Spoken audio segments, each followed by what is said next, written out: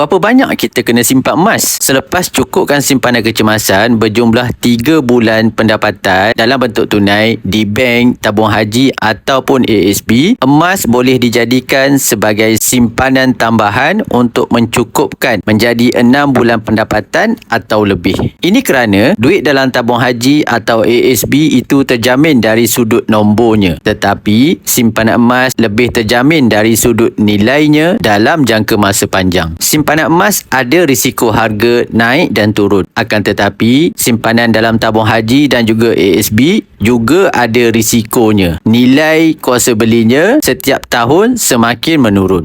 Kadang-kadang kita rasa kita simpan duit dalam tabung haji dan ASB lebih selamat dan tidak ada risiko. Tetapi sebenarnya kita tersilap. Duit dalam tabung haji dan ASB juga menyusut walaupun nombornya kekal. Terutamanya disebabkan oleh inflasi dan kejatuhan nilai ringgit. RM10,000 hari ini pastinya tidak sama nilainya berbanding 10 tahun yang akan datang. Ia semakin mengecil. Nasihat pakar keuangan Malaysia, Tuan Azizi Ali, sebanyak 10% kekayaan kita perlu disimpan dalam bentuk emas pada setiap masa.